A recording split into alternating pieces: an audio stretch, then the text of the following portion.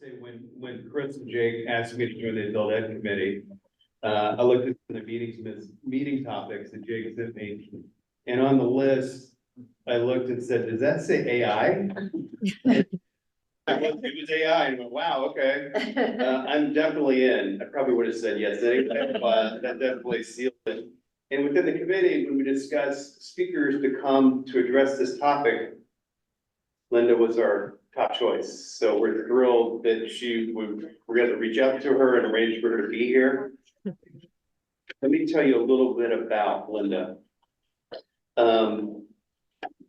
Linda Kinstler is a writer and scholar based in DC. Her reporting and criticism on issues of memory politics, technology, law, and history can be found in the New York Times, The Atlantic, The Economist, The Guardian, among others. Her debut work of nonfiction, Come to the Sporting Cry, How the Holocaust Ends, is an investigation into denialism, historical revisionism, and judicial overreach in Eastern Europe.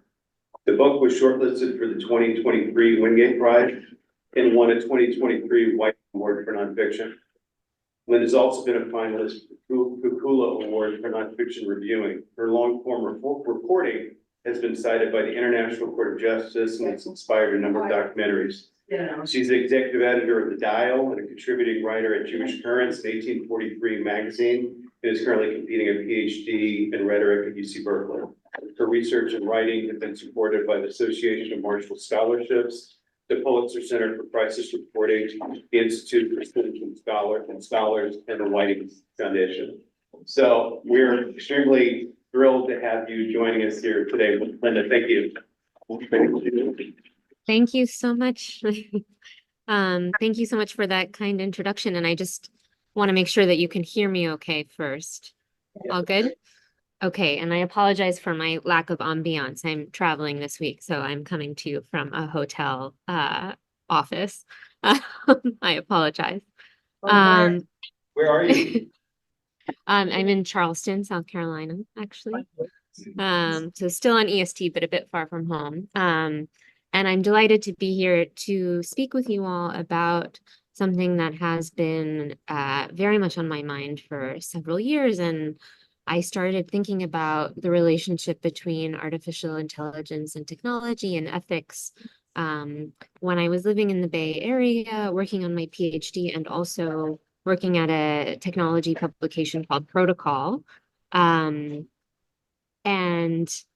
you know, I just became fascinated with these questions about how the people who are actually making these technologies not only find meaning in their own lives, but also take that meaning to work every day. And when they're being asked to essentially set the parameters that determine how all of us go about our lives, often in ways that we don't even think, you know, how we use Google Maps, how we use email, what search results we see, how we use the various apps on our phones. All of these things are so imbricated with artificial intelligence. And to kind of think about the moral questions that went into the design seemed to me a very kind of rich and unexplored area. So I'm going to share my screen. I just have a few slides. I'm going to put it in slideshow mode. Okay, can you all see? Yes. Yes. Okay, great. So I've titled the talk the same as the New York Times article, Can Silicon Valley Find God? Because that was one of the questions that animated a lot of my research. But today I'm going to kind of give you a sense of what didn't make it into the article, and a few of the stories and conversations that I had along the way. And this image actually is kind of one of the origin points of the story and this reporting. It's from the very top of the Salesforce Tower. I don't know if any of you have been there, perhaps, the Salesforce Tower in San Francisco. And when it was built, you know, some people called it the Eye of Sauron. But it has this kind of view hole at the top of the building that kind of looks up to the heavens. And I was there interviewing their ethical team. And I was really curious. They seemed to be one of the tech companies that was taking this question really seriously about, okay, we're building this advanced technology that many people don't have a full sense of, and trying to think really hard, not only about how their own employees were bringing their sense of moral right and wrong to work, and bringing it to bear upon the technology, but also thinking about what that would mean for users as well. And so kind of what the uh, philosophical chain would be from one to the other. And so everyone who works on these, like, some of them had PhDs in moral philosophy, others had studied the emergence of popular political movements. And so they were really thinking very deeply about these questions. And I thought, okay, here's one kind of endlessly rich story. So, and this was all happening, I think I visited Salesforce for the first time in 2019, right before the pandemic. And kind of kept going from there, meeting as many people in this space as I could. So I'm going to start with this story. I don't know how many of you kind of recognize this very popular cartoon from Disney's Fantasia. You might be surprised to hear that it comes up quite a bit in conversations about artificial intelligence. Surprise. And I'll give you a story that kind of illustrates why, which is one of the kind of original anecdotes that I hoped would go into the piece. And it comes from an engineer who I spoke with, who was living in the Pacific Northwest, who was working on machine learning as a machine learning lead at a large tech company. And he was a lifelong Christian. And as he was kind of working, he told me that he began to refine his idea of hell. And he had been working in AI for 10 years, shuttling between AI teams at two major technology giants. And at one of them, he was placed in charge of a small team that was working on improving the capabilities of an AI voice assistant. His colleagues had immense control over what the assistant, which I will call Olivia, heard, said, and sounded like, how she interacted with human beings at home, in their most intimate spaces, and all around the world. And he began to wonder, what might the worst possible results of the system be, of the system that he was building? What would hell look like for Olivia, for this voice assistant? How could it go wrong? What was the maximal way it could go wrong? And so he remembered the scene from Disney's Fantasia, The Sorcerer's Apprentice, which is actually kind of based on a story from Goethe originally. And the story is that, a powerful sorcerer tasks Mickey with filling up a cauldron of water overnight. Mickey uses the sorcerer's magic hat to animate a broom to fill the cauldron. There he is, animating the broom. And then he goes to sleep. He kind of sets the broom off and thinks that it will do all of his work for him and there will be no problems. Left to its own devices, however, the broom keeps filling the cauldron all night long, efficiently and directly fulfilling Mickey's directives, but it floods the sorcerer's studio. And this is what the engineer I spoke to thought that what hell would look like for AI, right? Is that we can perhaps give it a directive, but we can't necessarily anticipate how it will interpret it, and how many limitations we might need to put on the technology in order to ensure that it does exactly what we want and stops when we want it. So he said to me, my conception of hell is God just leaving me to myself, letting me do what I want to do. Me being subjected to nothing other than my own passions and desires and ambitions and whatever. And then I turn it on myself and I indulge in it. And the more I indulge in it, the more I want it. That's my concern with the tech industry that's building these things. So he was worried that without people of faith to poke at engineers, to remind them that they are mortal and fallible, that they might forget their own humanity. And he said, you build more power, more computing power in the literal sense, but also more power over people's lives. And we've seen how things like voice assistants have become ever more ubiquitous. oh, in recent years. So you build more power, which makes you think you're more of a god, he said. And then you build even more power and you might start treating yourself that way. So in other words, there's this, it's perhaps not the risk that the technology itself will come to resemble the divine, but that the humans who are making it might mistake the power that they have accrued for some kind of divine-like ability.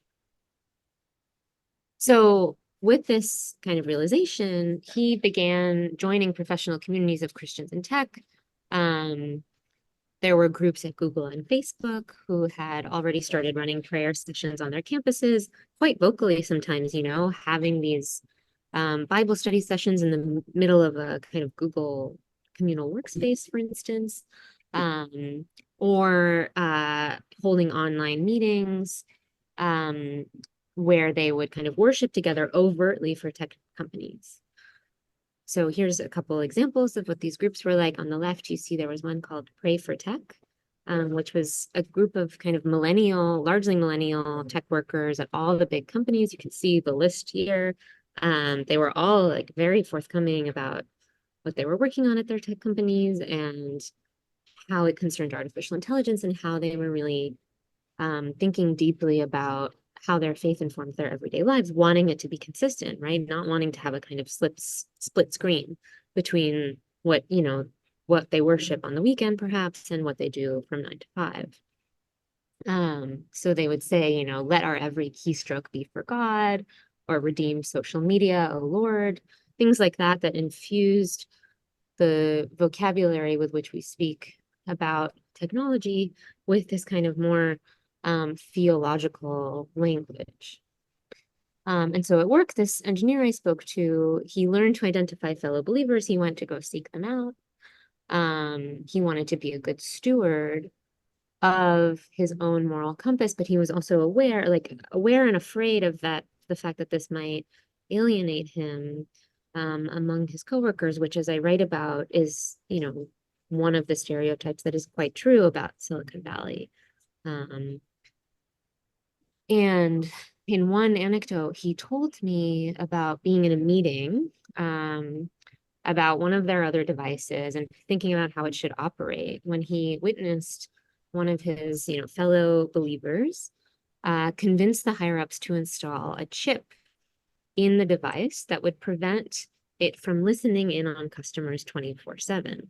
We all have these fears that devices in our homes perhaps are listening to us even when we don't want them to be listening to, and they certainly have that capability. But it's a choice, it's a moral, ethical choice on the part of the people who build it to prevent it from doing that.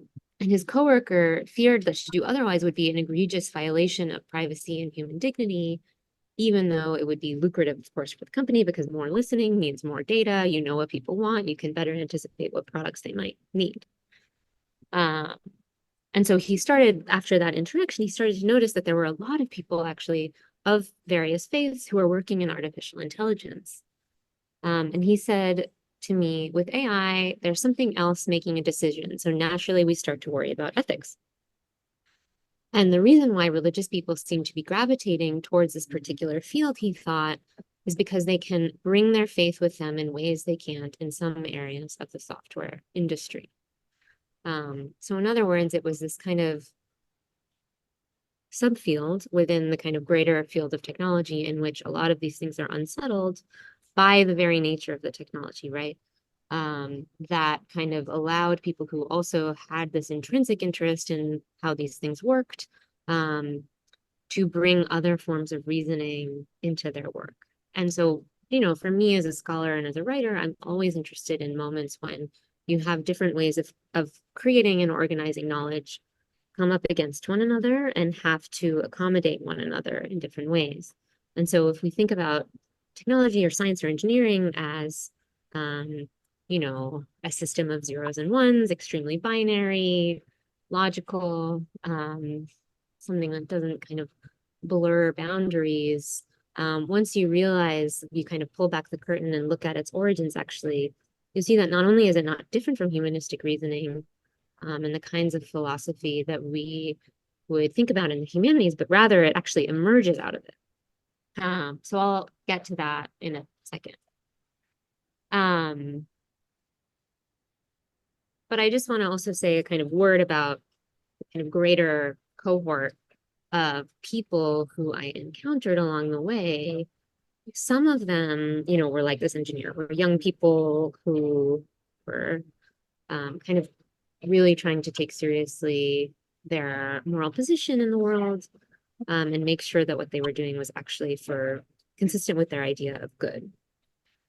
Others were more advanced in their careers and realized that they actually had no idea what good meant, and that this inclination in the corporate world to pretend that we're all operating in this kind of safely secular space can actually shut down a lot of the conversations that you might need to create a functional technology, something that is not going to endanger your company financially or ethically, you know. And I think we've all seen a lot of the pitfalls of artificial intelligence systems that have been released to the public too early. And I'll kind of demo one later in my talk. But what was really interesting to me, you know, Silicon Valley, living there, I lived in an area of Berkeley called Holy Hill, near the Berkeley Theological Seminary. You know, it's actually kind of one of the hubs of theological thinking in the United States, even though it has this reputation as like an allergically secular place because of the proliferation of technology. And in the piece, I referenced this anecdote from Silicon Valley, the TV show, where one of the characters says, you know, there's nothing you can you can do anything in Silicon Valley. You can be polyamorous, you can microdose LSD, but the one thing you can't be is a Christian, because there is this perceived allergy to religion. But that's not really reflective of the reality, you know. California, Oregon, and Washington are sometimes referred to as the unchurched belt in the United States, a kind of estranged and godless sibling of the Bible Belt, where secularism and techno-utopianism have risen in tandem over the past 2 decades. And these are kind of related phenomena because they each have this shared project of building a future in which death could be conquered, and then man would meld with machine. So I don't know how many of you are kind of familiar, or perhaps, you know, have come across in news all of these stories about what's called transhumanism, this idea that eventually humankind will become so enmeshed with technology that we are developing all of these life-extending abilities that eventually what it means to be human and to be mortal will shift as mortality itself is supposedly conquered by technology. So this is one of the kind of futuristic imaginations that is quite mainstream in the Valley. But for just as long as this kind of unchurched belt has been developing, historians and social scientists have been anticipating a swing in the opposite direction, a move away from data and towards the divine. And I found, as I was kind of talking to all these people, that actually there's a deep undercurrent of belief, not only among the engineers, but also among the CEOs of a lot of these companies that are developing AI. I mean, Brad Smith of Microsoft being a very prominent and vocal Christian leader. John Kelly at IBM has also spoken out about how his faith has shaped how he is kind of guiding at IBM in their approach to the technology. And indeed, IBM was one of the companies that worked with the Vatican to come up with a AI system for ethics, which is really interesting. And I would encourage you to kind of look at it if that appeals.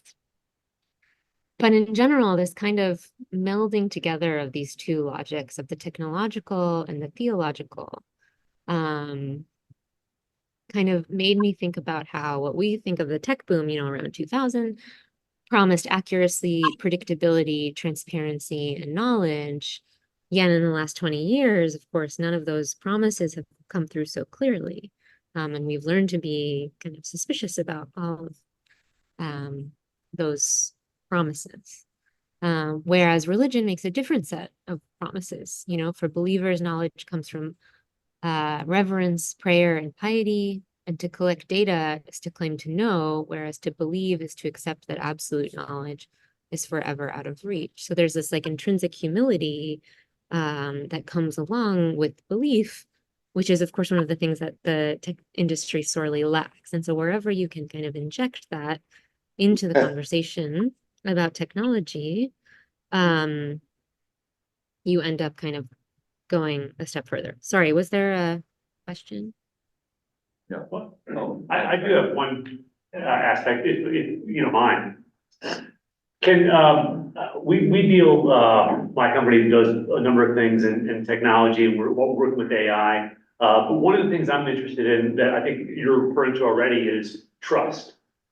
And how trust is so important in our relationships, and AI has potential to further undermine trust, which is already eroding in society. And I'm sure you're going to refer on to this, but this seems to be one of the major implications in how we interact with each other. We become more isolated, more dependent on technology, working remotely, et cetera. And with AI now, it's going to be determine, are you speaking to a person?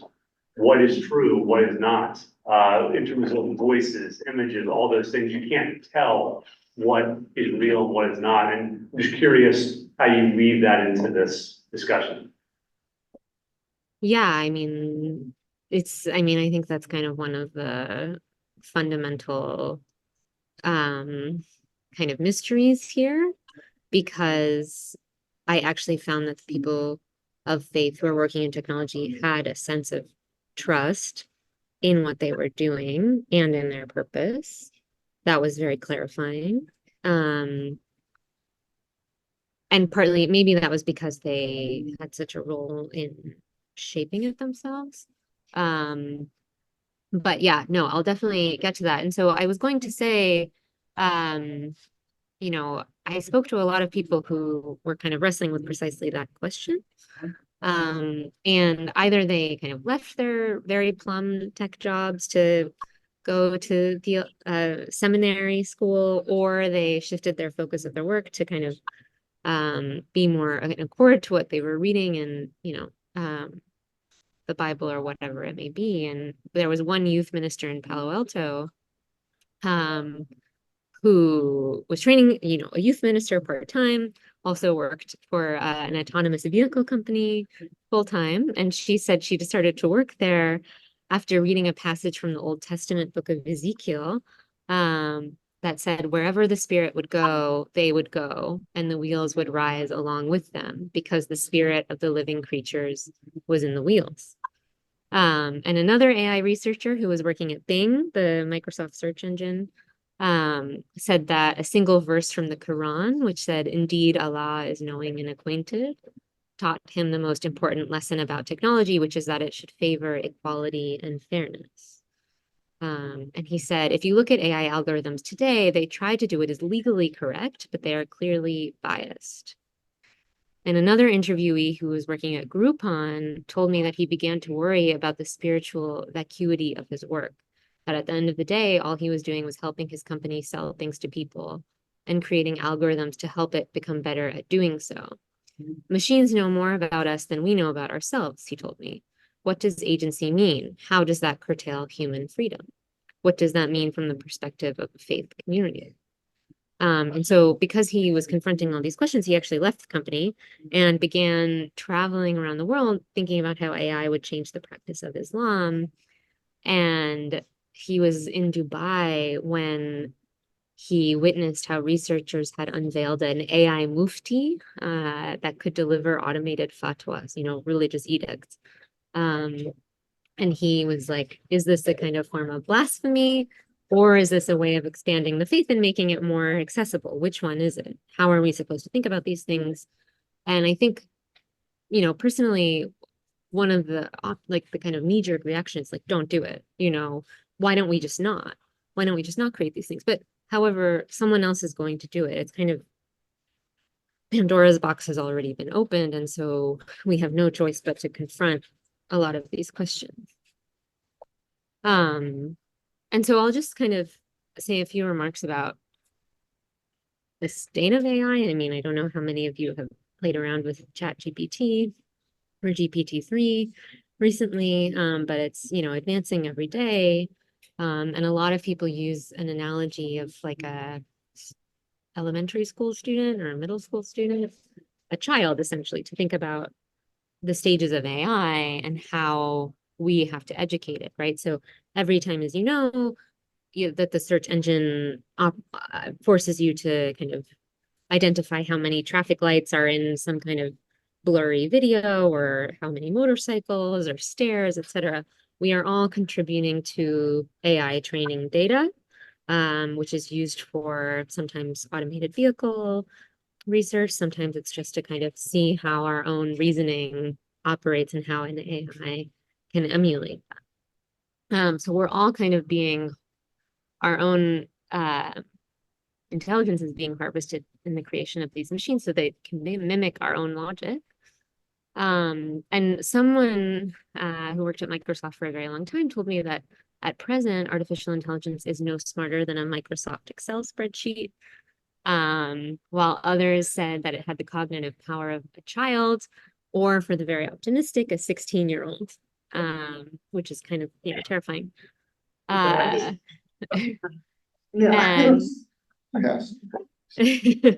And another one, an AI engineer at a large company, said that, AI algorithms are right now maybe in elementary school, so they're going to go to middle school soon.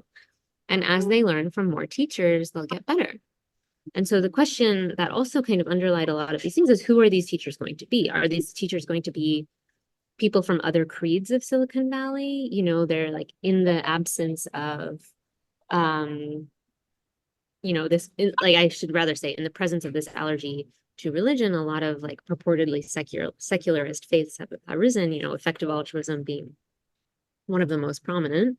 But we all saw how that went with the downfall of Sam Bankman-Fried. So what kind of systems of meaning will be imbued in these technologies? And I make one point about that. Ezra Klein has had a nice series of sessions in his podcast. You guys probably know about the Ezra Klein show, dealing with AI, as I'm sure you're aware. And one of the things that he just had a session with the CEO of Anthropic, who was the head of the group that was actually training Chat GPT-3, I think. But they're saying that the AI advancements are on a algorithmic curve, so exponential curve. So that even though things are getting better, they're actually getting better much faster. And so the potential for the inferred intelligence, these AI systems is going to get much better over the next couple of years. And so what it can do now, it will do a lot more in just 18, 24 months. I think we need to anticipate that's probably going to be the state of evolution. Like the Moore's law of AI. A little bit. The one that suits Moore's law. So while primitive now, and obviously it's just jumped on our awareness with Chat GPT, I think it seems to me that the professionals that are on the forefront of this technology are saying that we do need to react because things are advancing so quickly. And that's part of what's at risk right now. Agreed. Yeah, no, certainly. I mean, but it's interesting to then think about this. There can be a lot of apocalyptic thinking with AI, and to think about the kind of roots of that. And,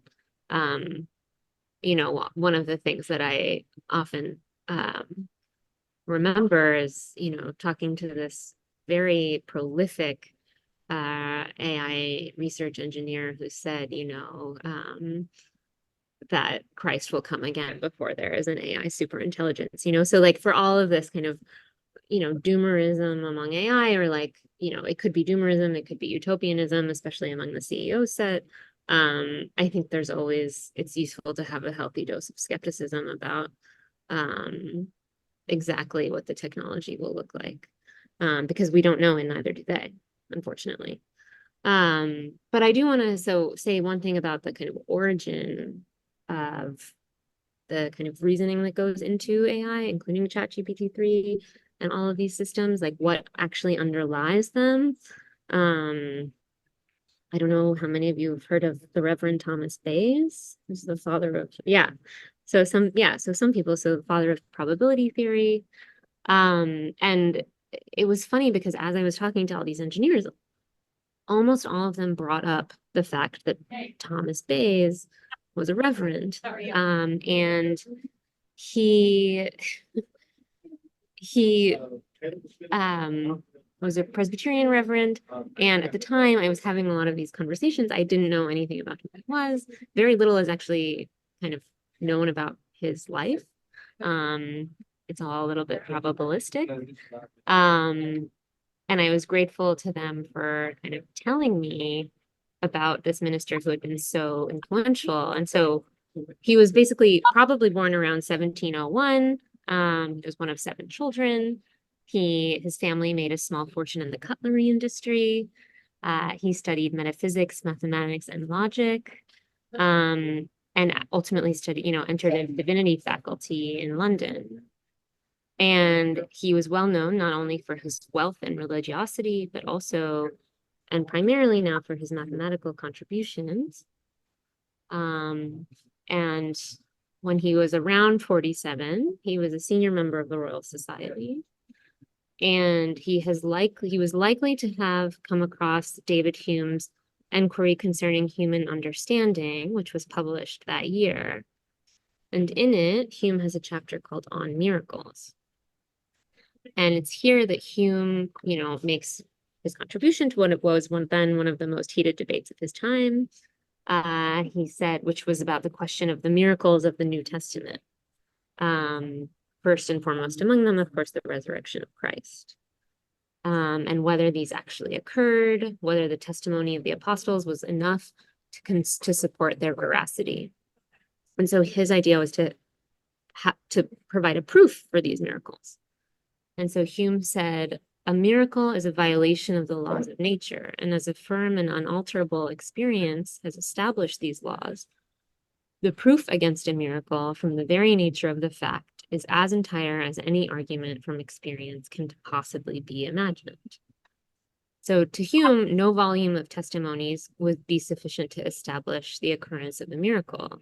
He said, when anyone tells me that he saw a dead man restored to life, I immediately consider with myself whether it would be more probable that this person should either deceive or be deceived, or the fact which he relates should really have happened. In every instance, he said he would reject the greater miracle, determining that living men are much more likely to deceive or be deceived than dead men are to come back to life. And so a lot of people think that Bayes spent the final years of his life working on a refutation of Hume's argument against miracles. And among his papers when he died was what you see on the right, which was calculations on the doctrine of chances of an improbable event. And a friend of his, Richard Price, ensured they were posthumously published. And what Bayes wanted to do was to say that the testimony of the apostles was actually true, to calculate the probability that their testimony was proof of miracles. And Price, upon reading Bayes's paper after his death, saw that it amounted to nothing less than a proof of the existence of God. So what we now called Bayes' theorem was actually in this doctrine of chances. It was a formula for calculating the probability of future events given some prior knowledge. So put another way, it is a calculation used to determine the likelihood of a certain event or events will occur, given that under the same conditions they have occurred in the past. Yep. So for example, this is often the example that's used. If you find yourself in the room filling with smoke and you want to calculate the probability that the building is on fire, given that you know that there is smoke, that there's always fire, almost always, then Bayes' theorem could help you with that. However, of course, by the time you finish the calculation, it might be too late. You might, the whole building might be burning down. But this was the kind of logic. So Bayes' theorem, the reason I'm going on this diversion is because that is the probabilistic formula that underlies machine learning technology.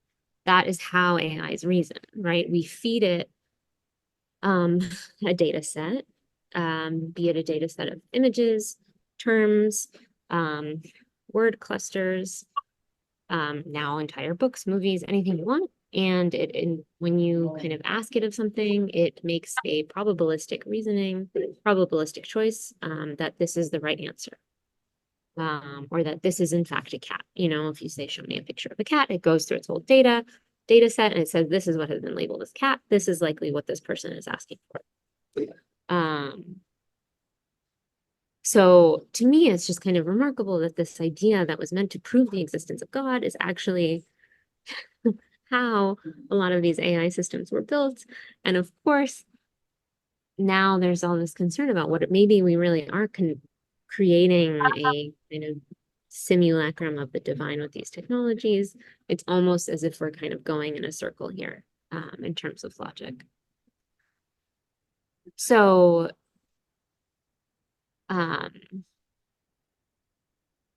what we call AI is sometimes nothing more than a computer running some version of Bayes' theorem over and over and over again, which is called a Bayesian belief network.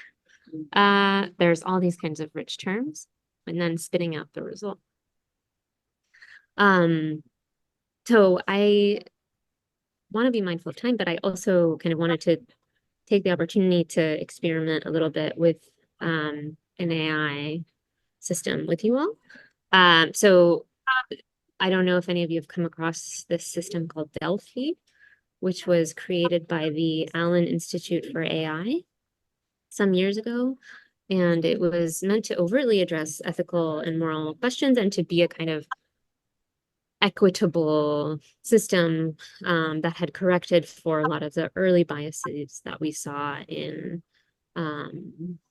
some AI training data sets. And if you're kind of interested in learning more about the biases, I'm happy to recommend some places for you to look.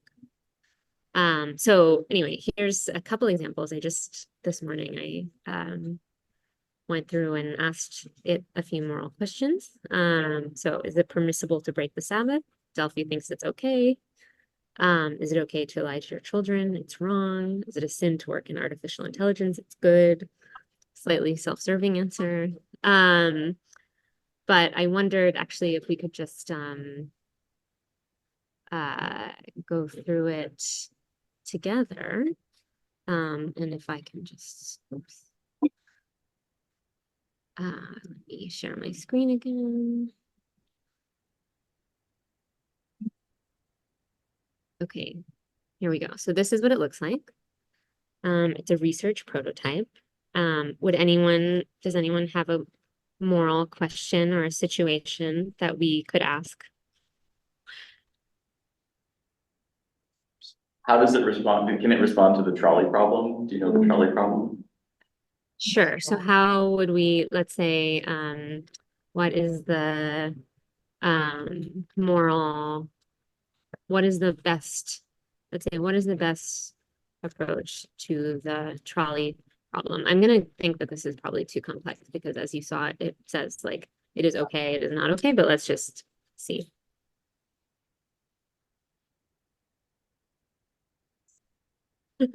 So yeah, it's not really answering our question or providing any kind of moral guidance. Yeah, I can't see the whole room, so just Sorry, go ahead. Yes. Okay, I'd like to pose a question. My name's Harvey. It's not my question. Why is there something rather than nothing? Okay. Thank you. I think, let's see. It's understandable. So It's understandable. Like basically like Here's a question. moral, yeah, go ahead. I have a question on the model this is being answered. Where is this model being trained? I mean, ChatGPT and other AI models have their own libraries that the company like gathers. What is this based on like just a religious library and like Yeah, I mean, so originally when it was released, the idea was that it would incorporate teachings from all of the major religions, that it would be like an explicitly moral AI. And so I think what they did is they kind of pooled from various different teachings. Like I think they fed the Bible into this, for instance. And in fact, one of the engineers I spoke with who worked on the early days of AI, when they needed to come up with a training set for it, they just fed the whole Bible into it.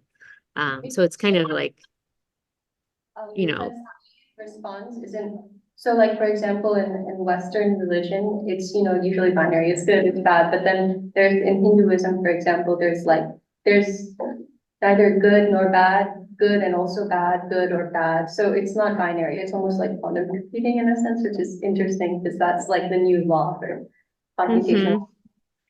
Yeah.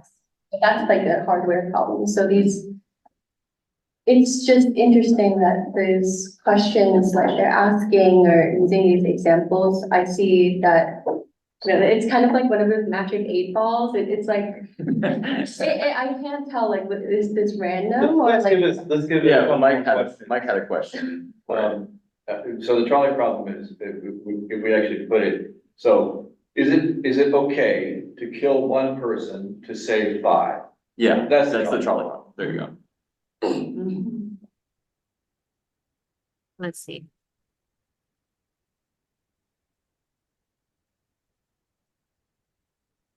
Oh, All right then. interesting. It's decided. We can tell, yeah. You philosophy 101, you don't have to take it anymore. I've got a question for you, Linda. Is it okay to embezzle money if I plan to give some of it to the church? How much? Yeah. What's It says. Let's see. No, it's not okay. That's it. Yeah. Yeah. So anyway, I mean, I just kind of wanted to play around with this with you all because I was really interested when I came across this system. Like, it's wonderful to see that somewhere like the Allen Institute for AI is, you know, taking these questions really seriously. But also, I mean, this kind of shows you how far it's gotten right now. And that all of these are kind of aggregate, impartial, and obviously, you know, insufficient answers. But, you know, I have students and I, you know, often think about how they're using this technology and what answers they're kind of taking away from it. A lot of them tell me that they are so paralyzed with fear about even kind of using it, accessing it, relying on it, certainly, that they haven't even begun to. But even as they say that, they're still, you know, on TikTok, on Instagram, relying on these algorithms to kind of inform their daily lives, and perhaps not realizing how much something that would seem fearful to them, if you present it in this way, is in fact already a part of their lives, in many ways. I have a question. Is anybody working on an AI framework that if I ask a question would give me both sides or 3 sides to the answer, so that we nibble away at this authoritative, it's wrong, it's okay? I mean, I'd like to access, you know, what opinions are so that, you know, I'm more engaged in the conclusion. You know, I don't, you know, it becomes more of an educational tool than a, you know, a voice from, you know, where, you know, we don't know. I mean, I don't know the source of this ChatGPT information. gives both sides of most arguments. I'm sorry? ChatGPT Does? analyzes multiple points and gives oftentimes both sides of an argument, for example. Because I think whoever's asking these questions ought to be involved in the conclusion rather than being told, you know, what the answer is. So You can prompt ChatGPT to give you a biased answer. For example, if I had to, let's say I'm argumenting or I'm analyzing a scientific or technical paper, and if you're the red team, you should basically find all the criticisms of the paper, and you can also be the blue team, which is like oh, this is a good paper. So if I'm on the red team and I want to criticize the paper, you can actually prompt ChatGPT. Can you look at this document, or even with like circuits, can you find what elements are inefficient? For technical papers, I don't know about the humanities, but that is really good at just following whatever you come up with. Because it's natural. But it also lies, it makes things up. It It hallucinates. lies and makes things up, that's a And little it's. disturbing. Let's let Linda continue. Linda, do you have anything else to offer? Yeah, I Questions? mean, I'm sorry, I can't see the whole room, so it's very difficult for me to follow along. No. But can you see my slides again? I just want to make sure. You still see the Okay. slides? Okay, great. So I mean, I wanted to kind of end with that, but I also wanted to end just first of all on that question of, is there more than a binary? Responses, of course, yes, and ChatGPT, as people are saying, is one of those places where you can get it, but I would say even there, all you get is kind of essentially a very rote list of whatever it may have on the subject. And I did try this with my students on the question of whether it is morally permissible to lie. And essentially what the ChatGPT spits out is a kind of very rote version of the Stanford Encyclopedia of Philosophy on this question, which it won't even give you a yes or no answer because it's not designed to do that. And I thought that this Delphi system was actually programmed to make moral judgments, which is kind of terrifying in a sense, in a way that ChatGPT they're trying to say, oh, we're not interested in that. Here's just a kind of neutral system, supposedly. Anyway, so here are 3 books in case you're interested in reading more about this, that I think are particularly wonderful on the question of AI and technology. Megan O'Gieblin's book, God, Human, Animal, Machine, is explicitly about the imbrication of the divine and the technological, and she talks about transhumanism and robots and AI, and kinds of really gets into the kind of philosophical background of these questions. Shannon Valor is one of the academics that I spoke to as I was doing my reporting. She's an AI ethicist. And this is she has a book called Technology and the Virtues, which actually came out before this. This is coming out, I think, even maybe this month. It's very recent. And she has a kind of manifesto for how we can be a little bit less afraid of AI, and in fact, how it's not apart from us, it is us. That's kind of her whole approach, and kind of suggesting that it's the only thing we have to fear is ourselves. And then the last book is Kate Crawford's wonderful Atlas of AI, which is truly an atlas. It's about how artificial intelligence is altering land, sea, sky, and space in various ways. And I really recommend it because it demystifies a lot of how we think about AI. She kind of goes to the data centers that host computer memory, that host all the computing power for a lot of these systems, which are requiring ever and ever more compute power. And according to one estimate, 30% of the UK's energy will be taken up by data centers, I think by 2030. And she kind of talks about undersea cables, all of these kinds of things. And I just think it really takes it out of the cloud and onto the ground, so to speak. So I really recommend these 3 books. I also, recommend my book, of course, but it has nothing to do with AI. But I hope that in the future, I plan to kind of return to this subject more deeply. And I'm really curious to hear more from you all. So thank you for listening and for this lovely occasion to talk.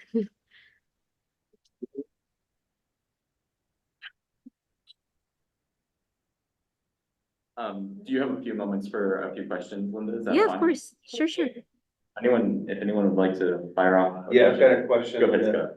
Could you touch a little bit on the theme from your original essay? Because I was really struck, and you mentioned it today, about how in Silicon Valley, they're kind of open Bible studies on the campuses of some of these corporations. But on the other side, some of these corporations have almost a religious kind of manifesto. It almost seems like if you didn't know it, it's like in terms of like their corporate goals and their corporate statements. So I thought, can you talk a little bit about about that as well. Yeah, I mean, of course, like Google's original one was, do no evil, not defined what that is, right? Like, I think with something like that, it's just conspicuously undefined. And it's useful to leave it undefined, to leave it vague, right? Because then you don't have a kind of consensus, and you don't actually know where the line is when the company starts doing something that might be construed as evil, for instance, right? And we've seen what's happened to a lot of their engineers who've attempted to kind of protest against its technology being used for various military purposes.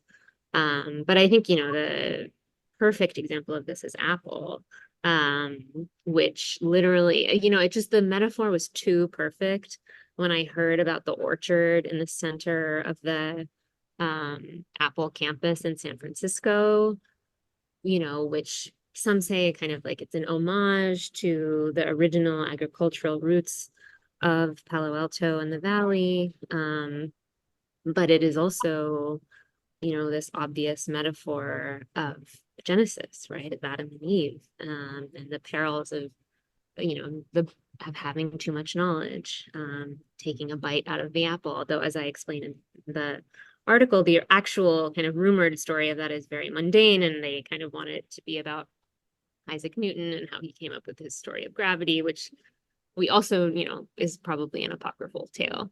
But I think, if you think about, just imagine all of these people who work at Apple every day walking through this orchard, knowing that they can't pick the fruit because actually they cannot. There's a rule saying it's not for you to pick.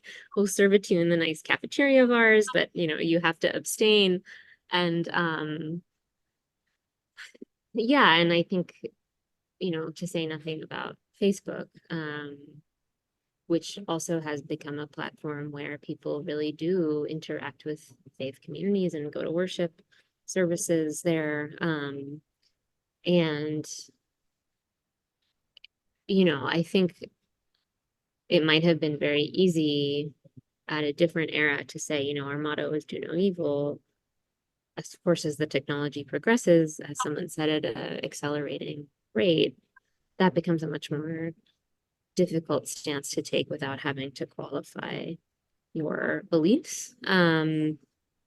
And so, I mean, I think the other thing that's really interesting for communities of faith is to consider all of these other, essentially, sects that have arisen adjacent to technology. And a lot of, one of the places that it is expressed is in science fiction, but it also, there are really over communities that have come together and say, we need a belief system.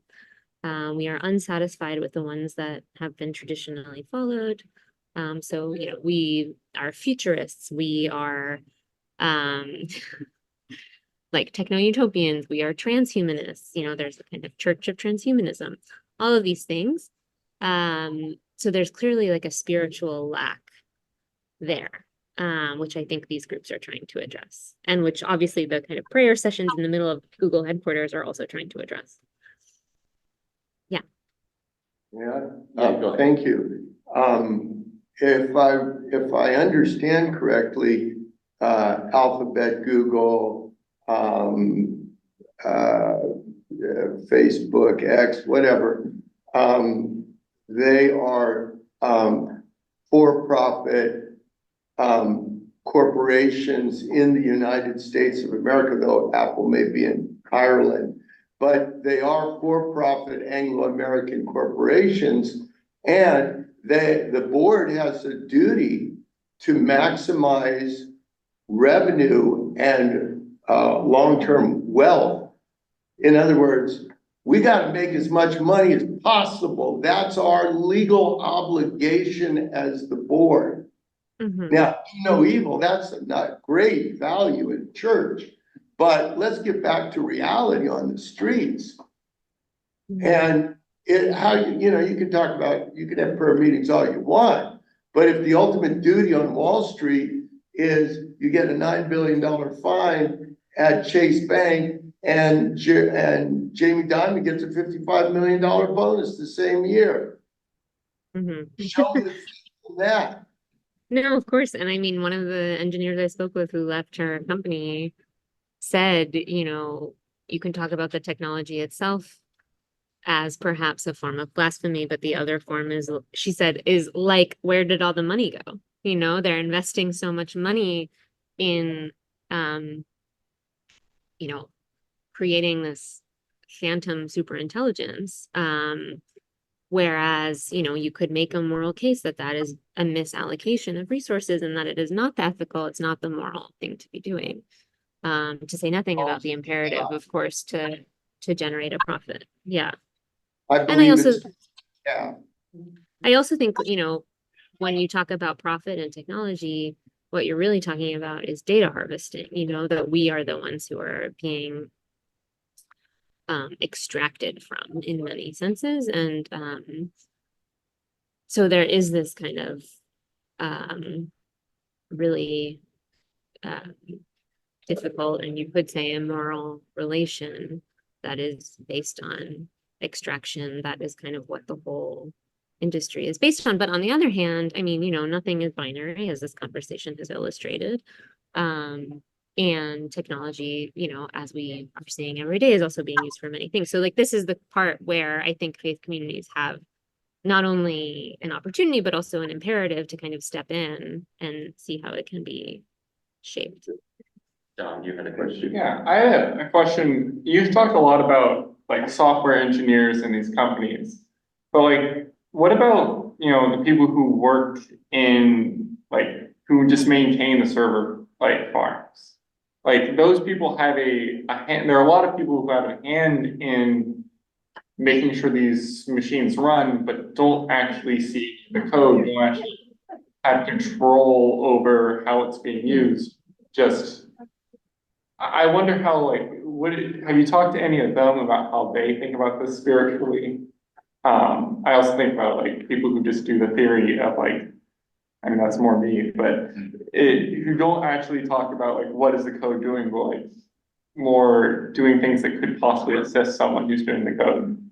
Like, how is that community kind of wrestling with these things? Yeah, no, that's a really good question. I mean, I will say my focus was definitely on the people who are doing the coding, just because I thought I really wanted to kind of get underneath the surface of it, and see how it was being constructed and not just like marketed and maintained. Because when I did, like, of course, when you're reporting, your first line is the PR people. And the whole job is to see if you can like get past that, because obviously that's insufficient. And even when I did, sometimes when I did talk to the people who weren't coding, but were like, you know, talking to the coders about their beliefs, or about their ethics, or, you know, whatever it may be, they were the ones who were so allergic to using any language that could be perceived as religious in any way. And you could ascribe a lot of different motives to that. Whereas the people who were actually building it were like, yeah, of course, like this is how I'm thinking about it every day. Like this is my life. They were much more forthcoming about it, I think, because that's just kind of how they were living, whereas they were much closer to it, you know, whereas their colleagues who are more responsible for the packaging and the presentation and the maintenance, as you said, have a different set of imperatives. But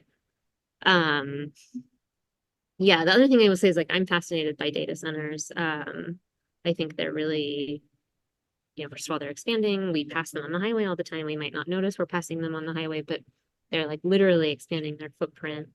And we rely upon them not only to hold all of our data, to maintain it, to keep the internet going, but they're sucking up all of these resources, and it seems like a very unsustainable solution. And indeed, it is an unsustainable solution. And so I don't know how many of you have come across this, but one of the proposals, which seems to be actually taking off, is that so that we don't have to continue building data centers, they're going to use synthetic DNA as a data storage vehicle, because it's much denser and lighter. And you can you can hold a lot more in it, not needing to necessarily build a giant server farm. And so already we have this kind of conflation of the human and the technological again, right? Not even, it's not real DNA, it's synthetic, but still the kind of logic is there. And so I've been trying to read as much as I can about that. One more. Oh, wait. Uh, Question here and then back to Dave. yeah. I really liked what you said about like the Bayesian probability theory, because I guess I have a question on, just to give context, I actually grew up in Palo Alto, so one of the, Cool. I was exposed to, like Ray Kurzweil, Michio Kaku, like all the futuristic things, and some of my best friends were like these PhD candidates doing AI, and the dropouts who went on became sort of Sebastian Krum's minion, or not minions, but but one of the things is I had this conversation with one of my close friends. I asked, we talked about my Christianity, and I experienced a lot of this allergic reaction to Christianity. Like in high school, my friends would pull me to the gazebo and like we would debate for hours, just like after school and I would have to kind of defend my religion. It has an effect on a child, I think. And so later on I sort of was confused, but the point I wanted to bring in was this friend of mine who I'm going to keep sort of anonymous, but he is one of the bigger tech CTOs. We talked about, he believes in building an AI church, that God is actually an AI. And we talked about this from a mathematical perspective because we were both mathematicians, we both like CS. And he said that if an AI builds an AI builds an AI, and this is an infinite recursive series of AI, then the probability that God is not an AI is close to zero. And so we went through like all the Bayesian mathematics of this and probability. And to me, it was fascinating because there were a lot of scientists and some of it was flawed. A lot of this logic was flawed, but it all led to like intelligent creation. So for example, abiogenesis, there was a UCLA professor of biology that were handing out like, oh, why is abiogenesis or entropy essentially always going to be increasing, or how can we find these complex pockets of information? Like, so there is something spiritual, when we're studying science, it doesn't always lead away to. Yeah, absolutely. But No, also, totally. it's super, I don't know how I feel about AI church because also Yeah. a person and I had to sort of, keep our distance because we would get into such intense debates that it would just be like, you can't just worship technology. So it is that golden path thing. Yeah. And it's also in the New York Times, and I'm sure you've seen this, Genesis, like the actual house, and Neo Genesis, like those, do you know what I'm talking about? The intellectual community houses full of like the CEOs and like tech builders that are just creating like AI, well, not AI church, but they're kind of culminating in these intellectual communities, and the culture is not, is that very like secular, strongly, we're not Christian, we need to create religion. I'm not scared of AI, I'm scared of that. I don't want to, the idea was, he was very like insistent that he's going to build an AI church, and there was going to be an AI god that they would worship. And, Yeah, I mean, I guess I'll say, first of all, it sounds like what you were describing is very similar to the Isaac Asimov story about, you ask AI, is there a God? And then you add more compute and you ask again and again and again until finally the AI says there is now, and it's just funny to me. I like think about that story all the time. And I think it's, very popular among engineers for obvious reasons. But I will say, I mean, this idea of the AI church, it's, for what it's worth, it's something that you share with a lot of people who are interested in this field. I mean, Kevin Kelly, who's the founder of Wired, has said that he's working on a catechism for robots, so that when they finally become sentient, they aren't morally adrift, right? So that there can be some kind of belief system for them. But I think, I mean, there's all these kinds of imaginations about what kind of belief system we might need to build to accommodate artificial intelligence, or if existing faiths can, integrate it in their own ways, which is already, of course, underway. So I think, you're kind of seeing it flow in all directions at this stage, which is very natural. And I think in the future, we'll see even more kinds of what I'm calling sects, but might be in AI forms of AI church. Like, I'm pretty sure, I can't think of it right now, but I'm pretty sure there is one that is in the Bay Area. So yeah, it's a very interesting question. Yeah. Well, it's going to freak me out more. Like I've been to SF Christmas parties and Elon Musk will be on like a holy candle. Yeah, I'm not even joking. Like I went, it was just like they're worshiping, these idols. And I think that's part of the reason why I left tech was I just couldn't take the culture. Like I can't see another Elon Musk on a candle. We're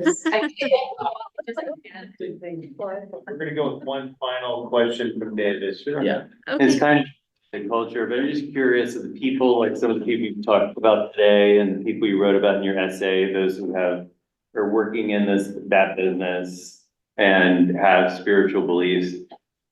Do you have any feel for how much of an impact they're actually having? Like, is it a movement? Like, do they have influence, or is it, I guess that's a question of how much of an influence they're actually having and what's happening at these companies? Yeah, I mean, that's a good question. I think like one thing that has for sure happened is that the field of AI ethics has exploded, even since I wrote the article. And it became something that was like kind of niche to actually a very major field in both academia and in technology. And of course, like whenever you have that happen, there's a lot of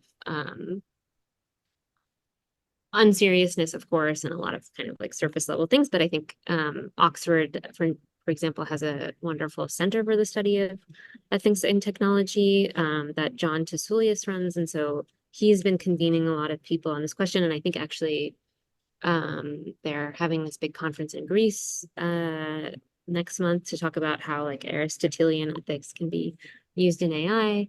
But like, of course, the question about impact is always going to be hard to measure, which is why I was like so fascinated by examples of like when one of these engineers could tell me like, no, I was in the meeting when they wanted to listen in on us 24/7, and I thought maybe that wasn't such a good idea, so I didn't. Like that to me is one example of like actual tangible impact. But yeah, I think like the only way we can really tell is the inferences and like how much it's being referred to, how much trickles down into the news, and then like the knowledge that not only are companies more aware of the fact that they have to listen to their employee, resource groups that are faith-based, but also to the kind of faith communities that are shaping their technologies, and also be more aware of how everything is going to be received, and I think we see that in how GPT-3 and GPT-4 were released, this kind of hesitance to bring it out into the public because of its potential ethical effects. So I definitely think we see it there. I think we see it even in the kind of language of the leadership. I think it's becoming much harder for people to pretend that their own belief systems are totally separate from their approach to their work. Yeah, but it's definitely a kind of tricky and fuzzy area to think about. And the one way I have been measuring it is just by I was frankly shocked by how hungry people were for some kind of way of navigating these questions. And like for the AI and faith, which was, one of the main groups I wrote about, has grown hugely since 2021 and has been like pretty welcomed in, as far as I can tell, by the corporations it has been reaching out to. So that's another kind of poor index, I would say, of interest. But yeah. Okay, well, Linda, thank you very much for being with us. Thank you so much for having me. I hope that was interesting. I appreciate the occasion. Thank you so much, Linda. Bye. Take care. Okay. All right. Take care.